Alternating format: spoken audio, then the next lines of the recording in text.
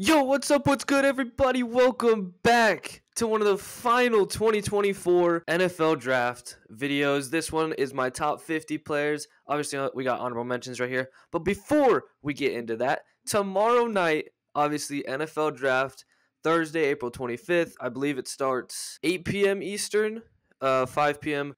Pacific Standard Time. So I will be live around 4:45 ish, probably, maybe 4:30. We will see. But come check it out. Come join. If you're not subscribed, hit that subscribe button right now and notification bell so you know when I'm going live. Come out, hang out with us. We can laugh and cry and every draft emotion possible together. But no, it should be a good time. Like I said, hit that subscribe button, hit that notification bell, and it'll let you know when I go live. It's going to be a fun one. It's going to be a crazy draft, man. Leading up to this, I don't remember like this amount of trade speculation and just unknown through even the top 5 picks. Like, it's been a while since it's been kind of this unknown of what's going to happen. Really, the entire draft. Like, this first round is going to be crazy. Some people expecting like the back end of the first round is going to be crazy with trades. Maybe the Bills trade up. The Chiefs, maybe they need wide receivers. This is a deep wide receiver class. Maybe they don't trade up. Giants and Vikings maybe going for that number 3 spot. What's going to happen? I'm not too sure, but let's get right into it. Like I said, with these honorable mentions, Michael Penix did not make the cut for me. Part of it's injury concern, and I know a lot of teams have come out and said they're not concerned with the injuries. I don't know if I quite believe that. I do like the talent that Penix Jr. has. I love his arm talent.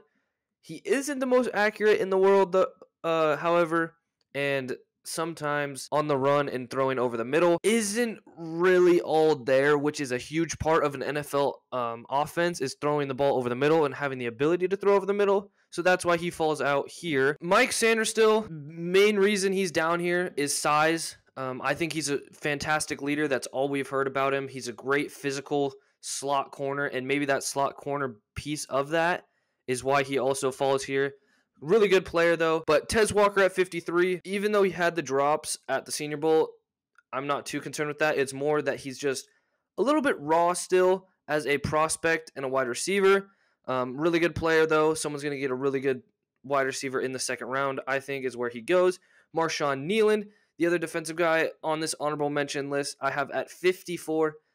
Mainly, it's production. Obviously, the athleticism speaks for itself with Kneeland at Western Michigan, but didn't really love the production, and I wouldn't say he was a standout at the not the combine, but the Senior Bowl. Maybe still a little bit raw, needs a little bit time to work out, and same thing with Tyler Guyton. I'm just not a big Tyler Guyton fan. I know a lot of people are. They have him in the top 30, top 25. Daniel Jeremiah might have him in like the top 20 even. I'm not big on Tyler Guyton. I think his hands are super inconsistent and they miss a lot. Sometimes he tends to overset. Guys go on the inside. Super, super athletic tackle prospect, though, and if you can get the most out of him, he is going to be a monster in the league. But with that said, let's get into the top 50, starting with Max Melton, the cornerback from Rutgers. Here at 50, yes, a little bit on the smaller side. At, I believe, 5'11", 6-foot-ish, like 190, maybe a little lighter. But I imagine he'll put on some pounds and some muscle going into the season. But I just really like the tape, the production. I think he has good natural instincts as a corner. And even though he is on the lighter side, he likes to get physical with you. I like the hips. He looked so fluid at the combine and drills, and he really jumped up the board for me. 49, Xavier Worthy. Yes, the combine freak. The 4.21 40, fastest 40 of all time. I really worry about his size in his first year. Like, if you worried about Devontae Smith, Xavier Worthy came in 10 pounds lighter at the combine, and maybe that was because he wanted to run that fast 40 time, because I think Texas had him listed at about 175 to 180, somewhere in there. Maybe like 174, 176, somewhere in that ballpark. So I'd like to see him get back up to that number. 175 to 180 would be preferred, but obviously he's got all the speed in the world. He's got good hands. Sometimes he had a couple drops, but they're going to happen. Drops do happen. As a matter of fact, everyone has a drop here and there. I don't think he's the most developed route runner yet. Just going to be day one of the best deep threats in the league. 48, Braden Fisk out of Florida State, the defensive tackle who had a monster offseason process leading up to the draft. He literally might be the biggest riser out of anyone. I mean, the athletic testing was off the charts, and I did not expect that testing. Arms a little short, however. That's why I think he falls here for me, even though the film didn't seem like the short arms gave him any sort of an issue. He is also a little bit of an older prospect. I believe he is a 6-year senior, maybe a 5th year. I can't quite remember. Super productive player. He lived in the backfield with that Florida State D-line. And I mean, he did have some good guys next to him in Jared Verse and Peyton Turner, I believe his name is. So that definitely helps, but he creates havoc up the middle. 47, my guy, go Cougs, Jayden Hicks, the safety out of, obviously, WSU. Big-time rep, man. Now, he's here. A lot of people's safety 1. He is not for me. We will get to my top safety in a bit. He is still a little bit raw. Yes, he has flexibility to play deep. Mainly, I see him as a box safety. He loves to come up and hit you. He likes to play in the run game. He loves to come up and make tackles. He is a very physical player. Just needs to work a little bit more on coverage.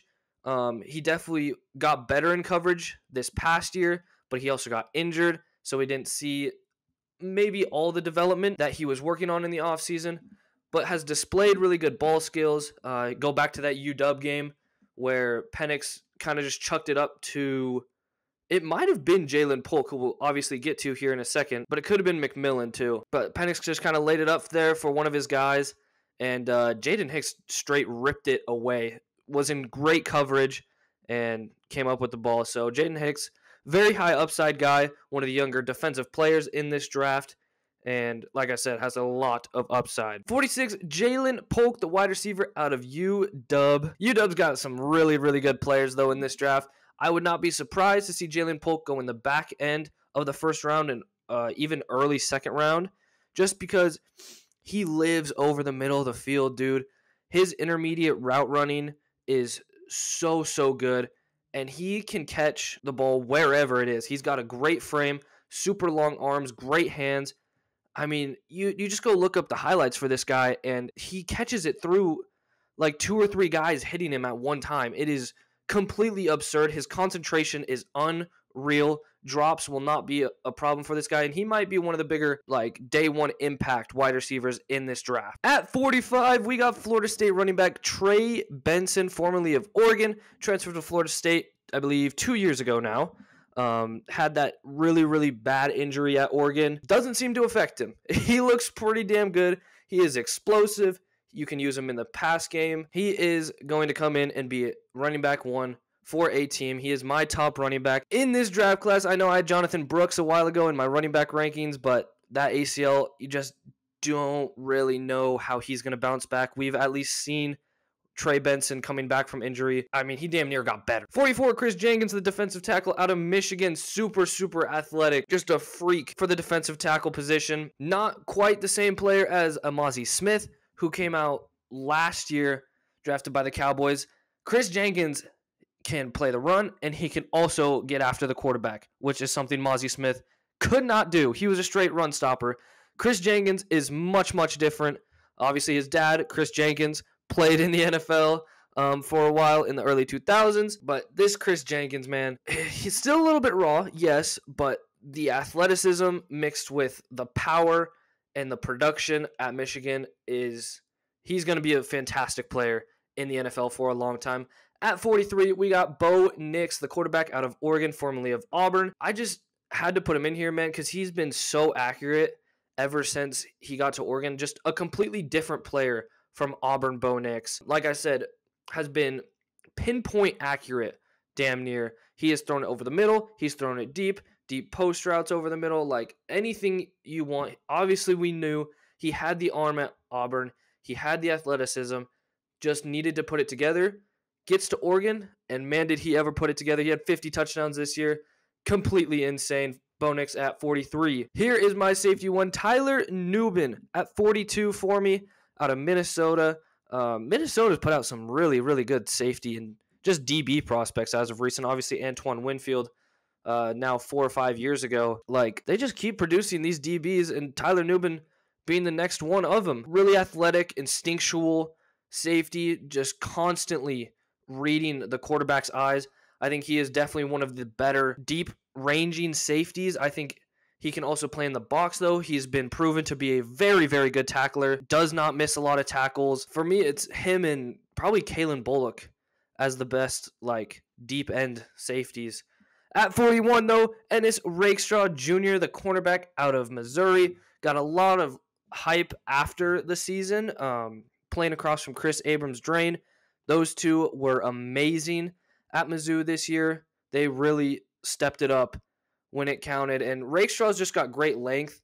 I think he has the ability to play on the inside or the outside, probably preferably on the outside, just because I don't know if he has the quickness and like twitchiness to stay with these slot receivers in the NFL. But I think he's going to be a really good outside corner for someone. At 40, Jatavion Sanders, the tight end out of Texas, just superb athlete. It shows on tape. He's got good hands. He's a mismatch nightmare for any linebacker that lines up across from him. Even safeties can't keep up with this guy. He has unreal speed. I know the combine testing wasn't great, but you know what? Sometimes some guys just aren't built for the combine, and maybe that JT Sanders was not or was one of those guys, because the tape shows different. He was super productive down at Texas, and I think he's going to be super productive in the NFL. At 39, we have Edrin Cooper staying in Texas at Texas A&M. The linebacker, rangy, sideline to sideline speed is unreal. He can keep up with anyone in coverage. He has been proven to be a really good blitzer as well from that weak side. A lot of people predicting him to be a weak side linebacker rather than a Mike. So that will position instead of Mike. I don't blame him because, like I said, he's been super, super productive as a pass rusher because of his speed, just being able to get around guys or through the gaps as quick as possible. But he's also really good in coverage, can stay with any running back or tight end that you want him to. And at 6'2", I believe 230 or 6'2", 230. Not bad. Would like to see him get up to maybe 240 because I think he could keep that speed. But at 38, Darius Robinson out of Mizzou, another just super versatile defensive player, can line up anywhere, in my opinion, across the defensive line, outside of a 3-4 outside linebacker. I think he could be a 3-4 D end, a 4-3 D end. I think in pass rushing situations, you could put him down in like the middle of your defensive line and run stunts with him because he's just a superb athlete. He destroyed at the Senior Bowl. Anyone that he lined up across from, just it was an L. At number 37, we got Jordan Morgan out of Arizona. Sorry, Jesus. Can see it right there.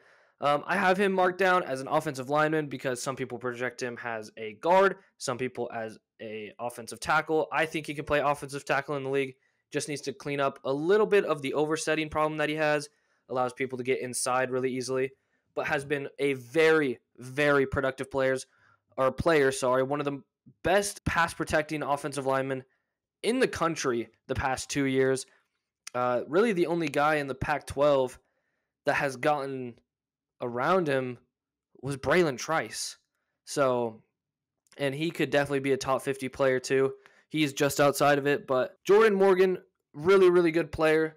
I think he could be good wherever you put him. Maybe that is at guard or it is at tackle. 36, Zach Frazier, center out of West Virginia. Talk about just mental strength, physical strength.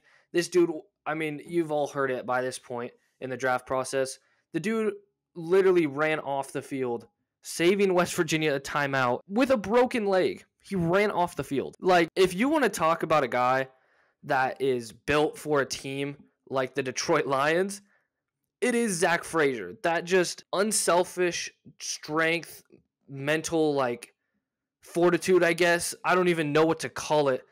Mental insanity, maybe, running off with a broken leg. But West Virginia won the game because of it. They didn't have to take a timeout. He got off the field.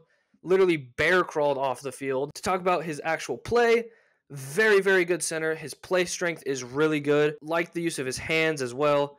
Doesn't really get beat all too often in pass protection, but I think the best part of his game is in the run game. At 35, we got Christian Haynes out of UConn, and I'm definitely a little bit higher on him than probably most people, but I just think his athleticism mixed with his power, he, to me, was the best offensive lineman at the Senior Bowl. One-on-ones, defensive linemen barely touched the guy. I mean, he shut every single person down in those pass pro reps, and in run blocking, you go to the film, he has that nastiness to him, that finishing mentality of just wanting to drive guys through the dirt. Christian Haynes, day one starter, in my opinion.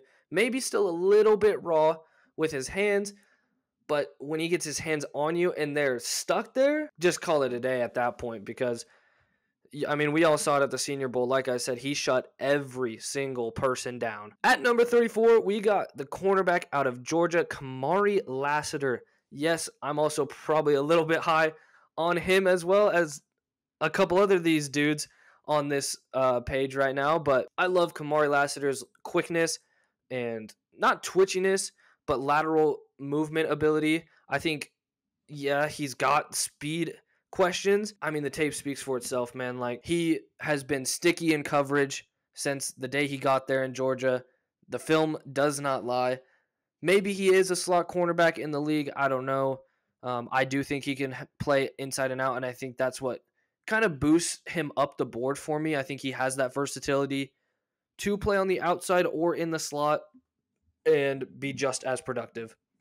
At number 33, one of my favorite players in the entire draft, wide receiver out of Western Kentucky, the Hilltopper, Malachi Corley. Why do I have him so high? Play strength, run after the catch ability, the hands, the intermediate route running, all of it. Like, this dude is just a playmaker. I think he has special teams flexibility as well as a kick returner. If you draft him this high, you probably won't put him back there, though. But, like, the dude, run after the catch, run after contact. Like, you can line him up in the backfield as a running back if you want to. This is, I mean, it's a broken record by now, but he is probably that next kind of Deebo Samuel-esque player. And I think his upside is really, really high. He kind of torched, actually, Ohio State when they played. I think he had like 8 catches, 80 yards, and a touchdown, or 2 touchdowns, whatever it was. Just looked really, really good. I think his route running can be developed even more. And then this dude is just an absolute threat, like 3-level threat in the backfield, the short to intermediate, and the deep part of the field. At number 32, we got Junior Colson, the linebacker out of Michigan. My linebacker one, I really like his size and his coverage ability. Hasn't really missed a lot of tackles. He likes to come up and hit you. Very physical player, obviously coming from Michigan. All those defenders are going to be super physical. But Junior Colson, I just think, like I said, the athleticism mixed with the size and the upside is what makes him my linebacker one.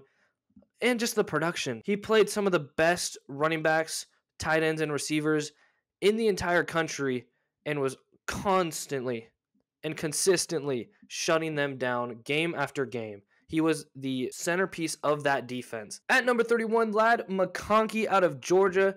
I think one of the best route running wide receivers, if not the best route runner in this entire class, and that's why he's up here for me. I just really, really value route running in wide receivers, especially coming out of college. If you can be that day one just separator in the NFL, which I think Ladd McConkey can be if he stays on the field, that is, then you're going to be really, really productive. Like I said, he has to stay on the field.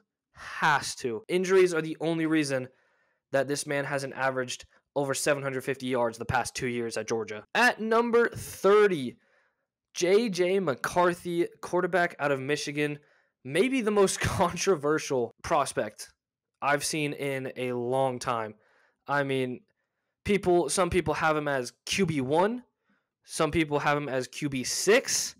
Even farther down the list, QB7, 8 behind Riddler and like Jordan Travis. Wide range of perspective on this guy is so insane. But the one thing that you cannot deny is the arm talent and the upside. Because he has the athleticism to be a really good improviser, and he showed the ability to improvise when plays break down. He also showed the ability to run a pro-style offense at Michigan with Jim Harbaugh. He went through his reads. If he didn't have it, he would run. I just love his upside. That's why he's here at 30. But I don't love the production, obviously, because Michigan just ran the ball so much. And why wouldn't you if it's going to win you games? Like, it's not J.J. McCarthy's fault. But at the same time, game on the line versus Alabama in the Rose Bowl to get to the Natty. Whose hands did they put it in? On a 4th and 2 or whatever it was, 4th and 3. Jim Harbaugh put it in this kid's hand, and he made the play. So that's all that I care about. At 29, Keon Coleman, wide receiver out of Florida State, transfer of Michigan State last year. Maybe one of the better transfers we've seen pan out since this whole transfer portal thing really started. Keon Coleman, probably best hands in the class. I'm not going to lie. I mean, the dude, we've seen the one-hand catches that he can make. It is completely absurd. Just glue for hands.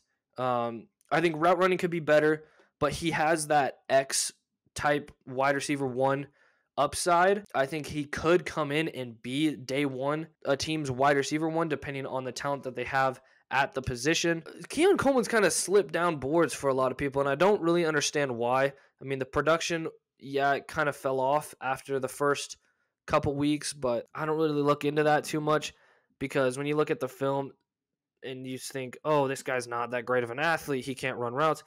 I don't quite believe that because they put him back at punt return, and I think he had a punt return actually this year against someone, but I think he is a good athlete.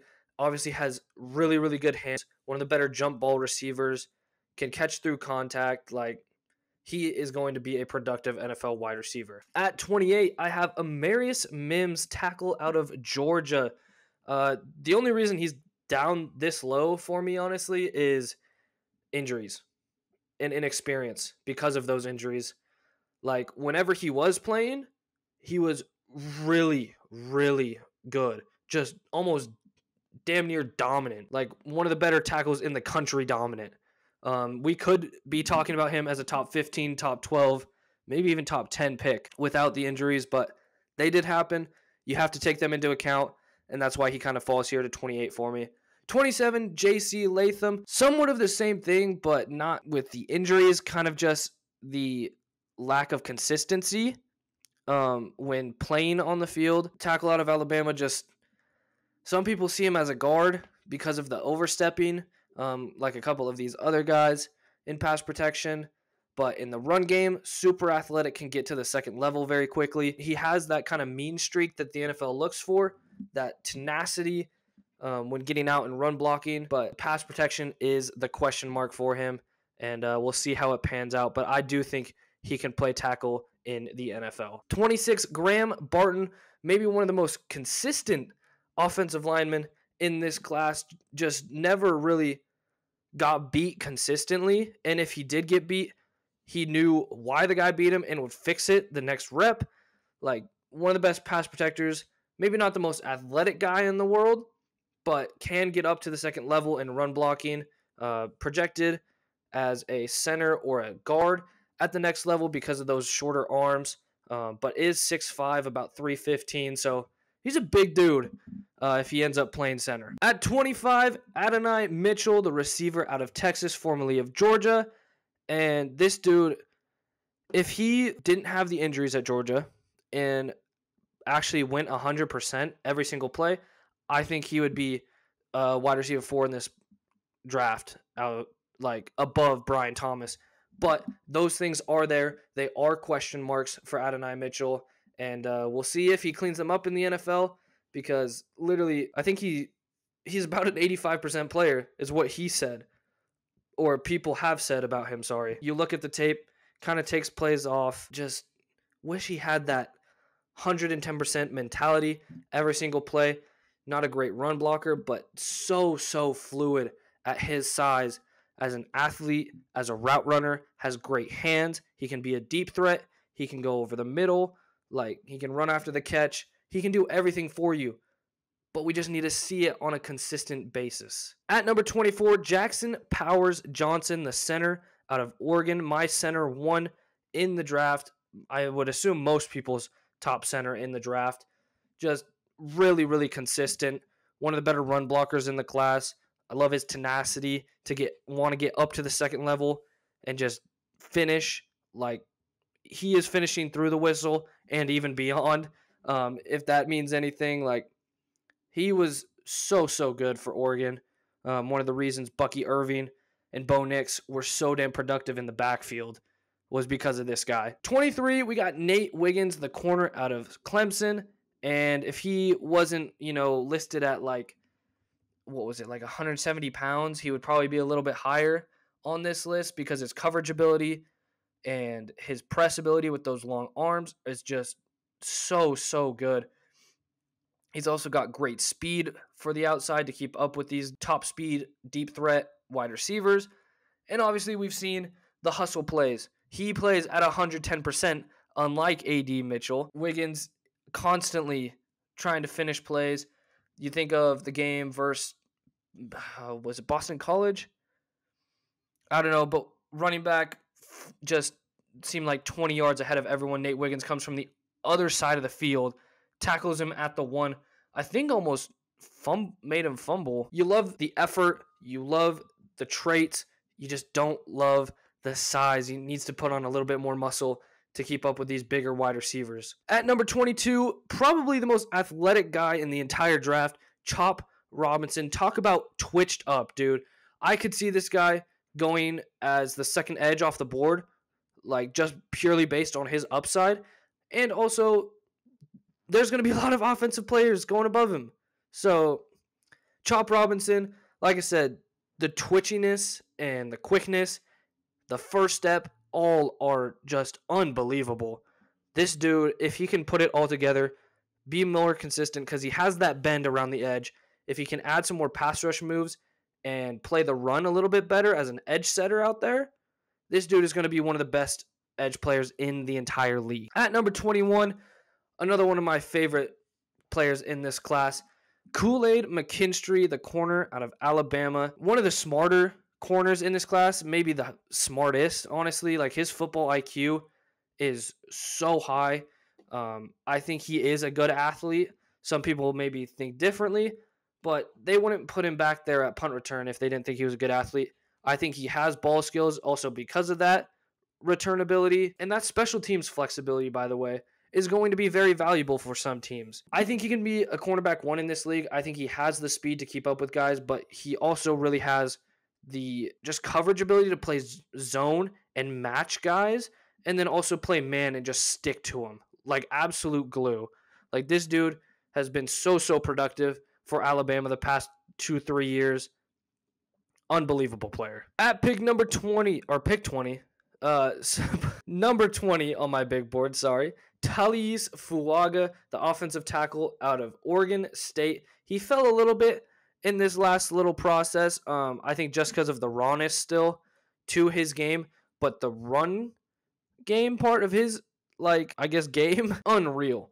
I mean, he gets to the second and third level. He's out there running with his running backs all the way into the end zone, and he's got that mean streak to him, that nastiness that the NFL loves, that you've heard the past 4 or 5 years, that they just love these guys, like a Trevor Penning who just wanted to drive people 6 feet under.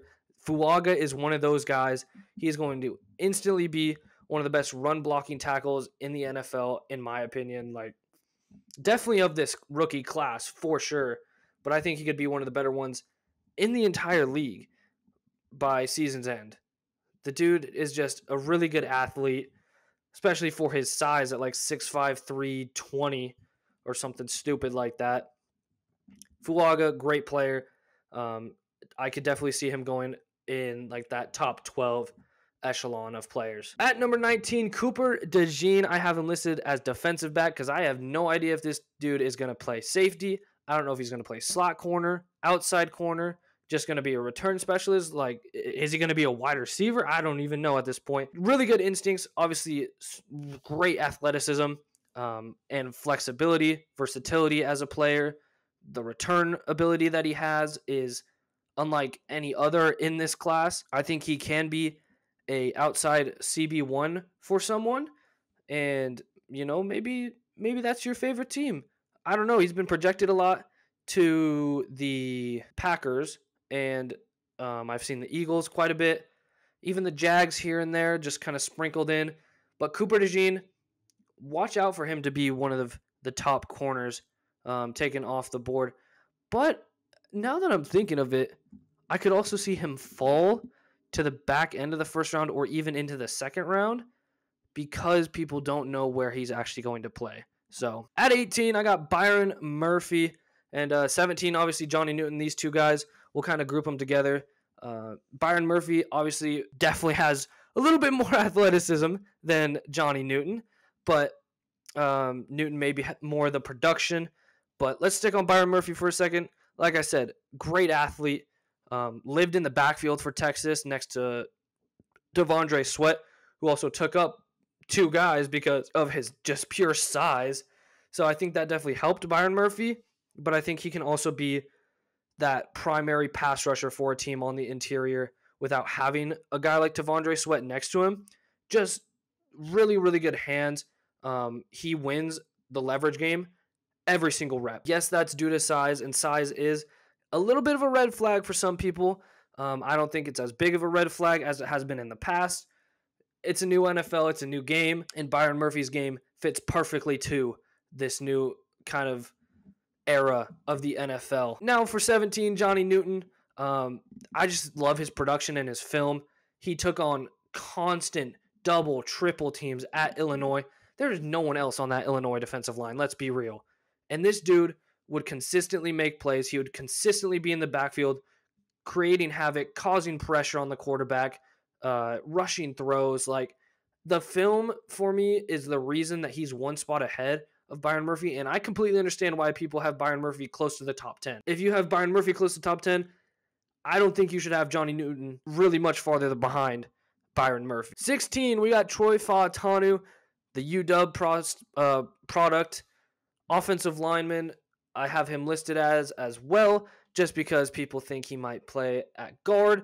I think he can stick out at tackle. He was one of the best offensive linemen at the combine. I honestly think he was the best in the on-field drills. Super fluid through them all. Never really broke stride in any of the protection drills. And obviously, that UW offensive line was rated the best in the country, and he was a massive, massive part of it. He was really the main part of it, protecting Penix's blindside on the right side. I think he could be an NFL right tackle. If you think he plays at guard, I still think the film and production puts him this high on the list. At number 15, we have LSU wide receiver Brian Thomas Jr. Pure deep threat, man. His speed is unmatched, and at 6'3", I believe 205 to 210, somewhere in there, the dude ran a 4.33 or 4.34 40-yard dash. That is incredible. He's got great hands. I think he can be a wide receiver one in the league. Needs to develop a little bit more of a route tree, but his deep route running and just ability to separate in that deep third of the field is seriously one of the best of this class. 14, we got Terrion Arnold, cornerback out of Alabama, second one on here, a little bit higher than Kool-Aid McKinstry, and I think it's just the production this past year mixed with the athleticism. Yeah, he might not have the greatest top-end speed either, but I think he can play inside or out. He's got really, really good press skills. He can play in zone, really good in man. Like I said, showed great ball skills. Terrion Arnold's he's a football player, man. At number 13, we have Jared Verse, Florida State edge rusher. Stayed this year, could have came out last year. Really developed his run game. Honestly, he is a day one starter. He can defend the run. He can set the edge now. We saw it this year. It was definitely a little bit of a question mark last year. Came back, really developed his game. We already knew the pass rushing was there, and he proved that yet again this year, being one of the most productive edge rushers in the country at the collegiate ranks. I love watching Jared Verse play. He is the best, in my opinion, power rusher. The ability to translate speed into power and just completely shock offensive tackles. Unlike anyone else in this class, Jared Verse here at 13.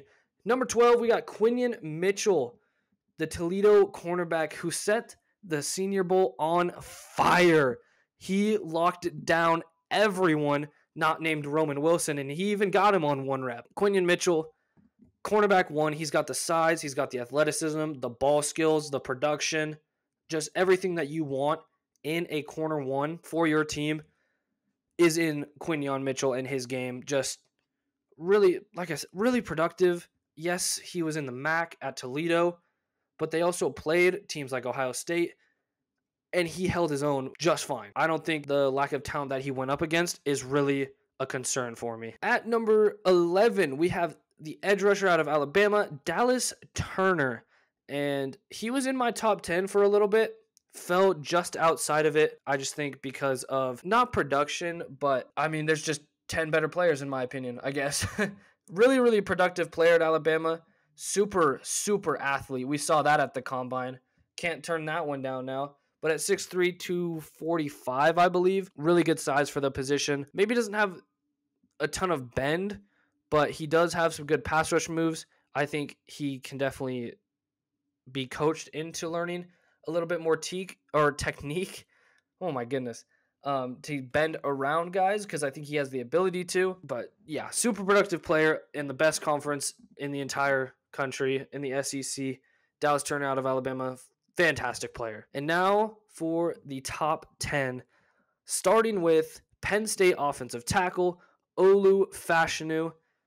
Best pass protector in this class, in my opinion, and in most people's opinions. Yes, the 2023 film was a little bit worse than 2022. Oh well. Some people, you know what? You can have a down year. Like, it is a thing. Quarterbacks have down years, running backs have down years, receivers have down years. It happens. This dude has all the athleticism in the world. He has the production. He has the film that backs up why he is a top 10 player, in my opinion. Yes, the hands are a little bit small, coming in at 8 inches at the combine, but I'm not too worried about it because, again, he's been one of the best pass protectors in the country the past 2-3 years now. Yes, the run game can get a little bit better.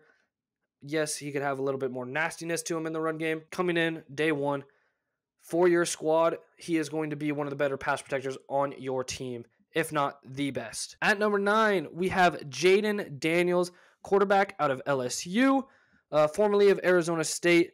I believe he was a 4-star recruit out of high school. I mean, he's got all the traits in the world. I just wish he did not take as many hits as he does in the run game, because with the athlete that he is, if he can take care of himself, he could be on a Lamar Jackson type track, and he already has the accuracy and the touch that Lamar Jackson didn't come into the league with. Like, Jayden Daniels' accuracy, I believe, was number 1 in the country this year. At least number 1 for this draft. He was at his true passing percentage was like, or completion percentage, was like close to 80%, which is absurd. Like, that is ridiculous numbers. Everyone's seen the picture by now. I'm not worried about the elbow. I don't know how that picture honestly is even real, if you know what I'm talking about, but I'm not too worried about it. Like I said, huge arm. We saw that at Arizona State before he even transferred to LSU. He had to work on the accuracy. Gets to LSU with Brian Kelly, works on the accuracy, works on the touch, was one of the better deep passers in the entire country, if not the best. Jayden Daniels, very high upside. Just stop taking the hits. At number 8, maybe my favorite player in the entire draft, not named Malachi Corley, Laiatu Latu, the edge out of UCLA, was medically retired from football at UW because of a neck injury, comes back, gets reevaluated, says, hey, this checks out, transfers to UCLA, and is the best pass rusher in the entire country. No doubt about it. This dude has more pass rushing moves than any other prospect I've seen come out of college in a while. Like, he is going to be a monster when he comes into the league. I would not be surprised to see him get 10 sacks his rookie year. It would not surprise me at all. Now, he's got to get a little bit better at stopping the run still. He did get better this year, I will say. Looked a lot better in that aspect, but could still clean up a few things. But my goodness, dude, the rush move, or the pass rushing plan and the moves that he has, the hands, the speed, the bend, he has everything that you want in today's pass rushing edge player. everything that you want. At number 7, we have Joe Alt, the offensive tackle, my top offensive tackle in this class out of Notre Dame. Notre Dame just produces these guys, man. And I don't know where they find these guys because Joe Alt is 6'9". This dude should be playing basketball for all I know. And he's out here playing football, just shutting down the left side of that Notre Dame offensive line. He was unmovable at times. Like, super strong hands, good footwork, is also very good in the run game. Could get a little bit better in the pass protection part of things, but I'm not worried about that. I think he's going to be the best offensive tackle, rookie offensive tackle in this class year 1. At number 6, we have Rome Odunze, and to say he fell a little bit is a little bit of an overstatement. Yeah, he was in the top 5 for me. You know what? It is what it is. Like, sometimes other players, I just think, are better prospects, even though Rome Odunze is a fantastic receiving prospect, top 3 receiver in this class. Wouldn't be surprised to see him go in the top 6 of this draft, maybe at 6 to my New York Giants. Maybe he goes at 5 to the Chargers, or he falls a little bit. Regardless, this dude is a 50-50 catching machine, as I've said a million times now in this draft process. 50-50 balls to Rome Odunze are 100-0. Maybe you can say 95-5. Maybe. But he does not drop them. Super strong hands. He has really good route running. He can go over the middle. He can go deep. He has the speed to beat you deep. Do not think because this dude is a big, physical 6'3" wide receiver that he cannot run by you. He has the speed to run by you. He's got the double moves to get separation, and he's got the hands to bring it down through contact. At number 5, Georgia tight end Brock Bowers. Yes, he made it into my top 5. I think he is deservingly a top 5 player in this draft. Maybe a little bit of prospect fatigue with Brock Bowers for some people. Kind of slipped down closer to that 10 spot, even outside of 10, I think, just because he is a tight end. I've also said this the entire draft process. This is the best tight end prospect I have personally ever seen. He is athletic. He's got great hands. He has run after the catch ability and run after contact. He is hard to bring down, and he is a plus receiver as a tight end. Can also be a solid run blocker for you in line. He can line up in the slot, though. Like, this dude can do it all. Brock Bowers, number 5. At number 4, Malik Nabers, LSU wide receiver. I mean, what else can you say? The athleticism and just the special ability to run after the catch and run after contact, breaking tackles consistently. Like, this dude is like, he's unlike any other receiver in this class, not named Malachi Corley, to be honest. Those two are just in a league of their own when it comes to run after the catch. And Malik Nabers is just that much more special of an athlete. Put him up into the top 5 prospect conversation. This dude is unreal. He can beat you deep in an instant. He can come over the middle and create an 80-yard touchdown on just a little shallow crosser. He is a special, special player. I really just hope that the things about him being a little bit of a toxic teammate or whatever the hell it is, he had the legal issues. I hope that is all just past him. He has matured. He has learned from it. And he can just go out and be a dominant NFL wide receiver because I think that is his upside. At number 3, we have North Carolina quarterback Drake Maye. Really the only thing people can say that they don't like about his game, footwork. It's just a little bit inconsistent. That is like the only thing. I mean, he has great size. He's got great athleticism. He has arm talent unlike any other in this class outside of maybe Caleb Williams. He can throw it into any window. He has proven to be able to throw it over the middle with really good accuracy, throw it deep to guys like Tez Walker, Josh Downs the last couple years. What is there not to like about this kid? Literally nothing.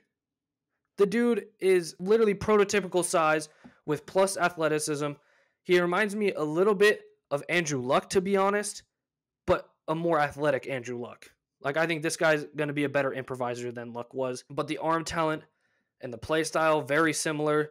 Stands in the pocket, maybe takes off a little bit more, but this dude, man, he carried that North Carolina team. He is the only reason they were even ranked. You take him and maybe like Omarion Hampton out, and this team is nothing.